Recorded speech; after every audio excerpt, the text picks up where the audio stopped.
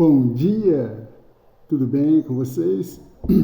Eu vou fazer aqui um breve comentário da lição de domingo dessa semana, que fala do tema de regras de engajamento. A gente vai entender agora o que é essa expressão regras de engajamento, tá? No domingo fala de um anjo atrasado. Que anjo atrasado é esse? Bem no início aqui do texto da lição, fala o seguinte: os falsos deuses das nações eram demônios disfarçados. A gente relembra que ontem, no texto de sábado, citou lá o texto de 1 Reis 18, 19, 40, que fala sobre Elias contra os 450 profetas de Baal. E falando que só havia um único Deus, era o Deus de Elias. Os deuses dos profetas de Baal, eles não eram deuses, mas eles existiam. Eles eram demônios. Então, os oponentes de Deus, eles são reais. Os oponentes de Deus, dos filhos de Deus, eles são reais. Eles só não são deuses. Deus é somente Deus. Deus Pai, Filho e Espírito Santo. O diabo não é Deus, ele não tem as prerrogativas de Deus, ele não tem o caráter de Deus, ele não tem o poder de criar, ele tem limitações e ele é criado, ele é uma criatura que se rebelou contra seu Criador. Então, na lição de domingo, diz que os falsos deuses das nações eram demônios disfarçados. Toda entidade que se apresenta como Deus, como divina, não sendo de fato Deus, é o demônio, ok? Então, lá em Daniel 10, de 1 a 14, tem uma coisa interessante aqui. Diz aqui que Daniel, no terceiro ano de Ciro, rei da Pérsia, foi revelada uma palavra a Daniel, cujo nome é Beltesazar, e tem uma expressão interessante aqui. A palavra era verdadeira e envolvia grande conflito, ok? Ele entendeu a palavra e teve a inteligência da visão. E aqui continua, diz que durante 3 semanas ele fez um jejum, não comeu manjar desejável, nem carne, nem vinho, nem óleo algum, 3 semanas inteiras, E depois dessas 3 semanas, ele estava à borda do grande rio Tigre, apareceu para ele um ser igual ao ser que apareceu para João em Apocalipse. Ou seja, que ser foi esse que apareceu para João em Apocalipse?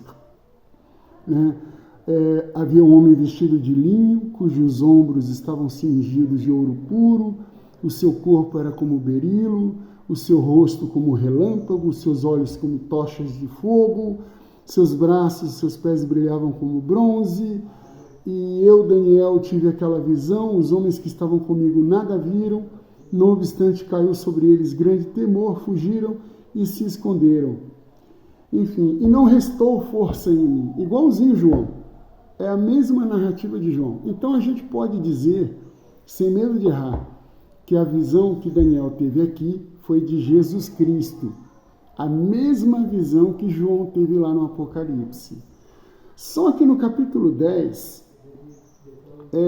diz que certa mão tocou Daniel. Agora não é mais Jesus. Por quê? Diz aqui, sacudiu-me e me pôs sobre os meus joelhos e as palmas das minhas mãos. Ou seja, essa mão colocou Daniel literalmente de 4. Ele estava ajoelhado com as mãos no chão. Então ele estava totalmente prostrado. A posição que nós chamamos de 4, só que prostrado. E a voz disse para ele: Daniel, homem muito amado, levante-te sobre os teus pés, porque eis que eu sou enviado. E aí diz mais para frente aqui o seguinte: foram ouvidas as tuas palavras, mas o príncipe do reino da Pérsia, que era Ciro, me resistiu por 21 dias, exatamente os 21 dias que Daniel esteve fazendo jejum e oração, esteve em agonia diante de Deus. Miguel, agora está falando de Jesus, que a gente sabe que Miguel é Jesus. Miguel um dos primeiros príncipes veio para ajudar-me e eu obtive vitória sobre os reis da Pérsia. Agora vim para fazer-te entender o que há de suceder ao teu povo nos últimos dias, porque a visão se refere a dias ainda muito distantes. Então a gente entende aqui o contexto é o seguinte: Daniel estava ali em oração, em angústia, durante 21 dias. Deus estava atento desde o primeiro dia à sua angústia, mas estava havendo um grande conflito que Daniel não estava na visão de Daniel. Havia um grande conflito cósmico ali naquele momento, né? Porque o rei da Pérsia estava resistindo ao anjo durante 21 dias. Quem era o rei da Pérsia? Era Ciro. Ciro era o quê? Era uma autoridade, era uma das maiores autoridades do planeta naquela época, ali naquela civilização onde eles viviam, certo? Mas depois, esse grande governador foi vencido. E aí, ele veio para acudir Daniel, ok? Aí Daniel tem algumas visões, enfim. O que a lição diz sobre isso? Durante 3 semanas, Gabriel, olha só, foi Gabriel quem atendeu, quem tocou Daniel, e Daniel se prostrou em terra.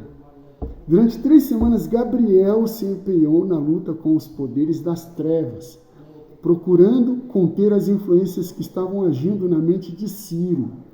Tudo que o céu podia fazer em favor do povo de Deus foi feito. A vitória foi finalmente ganha. As forças do inimigo foram contidas durante toda a vida de Ciro e de seu filho Cambises. Isso está em Profetas e Reis, livro de Ellen White, né?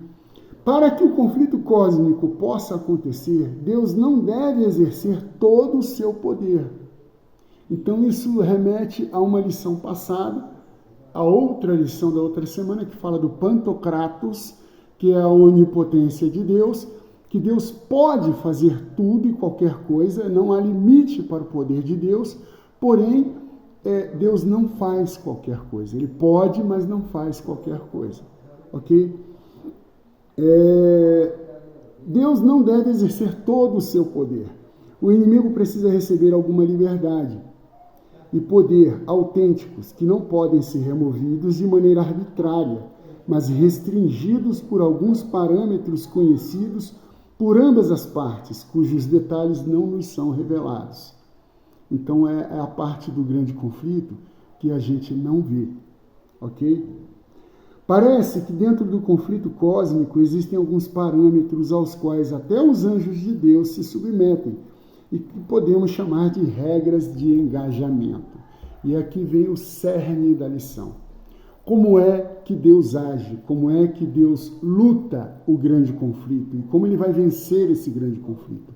E quem se engaja nesse grande conflito do lado de Deus precisa obedecer essas regras de engajamento, que até os anjos se submetem. E que regras são essas? Em certo sentido, não é difícil compreender esses limites de atuação, pois o Senhor trabalha apenas por meio do amor. E o amor, e não a imposição, é o fundamento de seu governo. Deus age unicamente por meio dos princípios que se originam do amor. Esse conceito nos ajuda a entender melhor o grande conflito. Você já experimentou as limitações de agir unicamente por meio dos princípios do amor e não da imposição? Que lições você aprendeu sobre os limites do poder? Né? Você ter o poder de fazer algo, mas por amor você não vai fazer. Isso Deus tem que fazer o tempo inteiro. Para nós é algo difícil de fazer, de poder e não fazer por amor. Deus faz isso o tempo inteiro.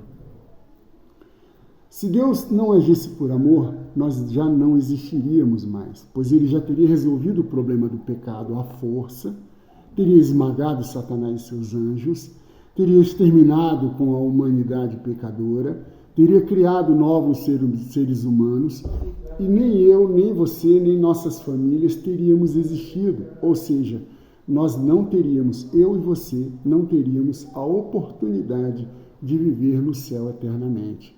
Então, glória a Deus pela sua longanimidade.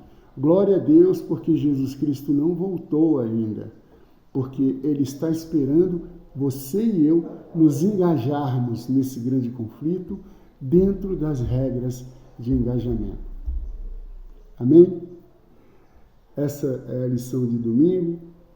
Um anjo atrasado. Amanhã nós vamos falar do dragão do Apocalipse. Que Deus te abençoe e te guarde em nome de Jesus. Amém.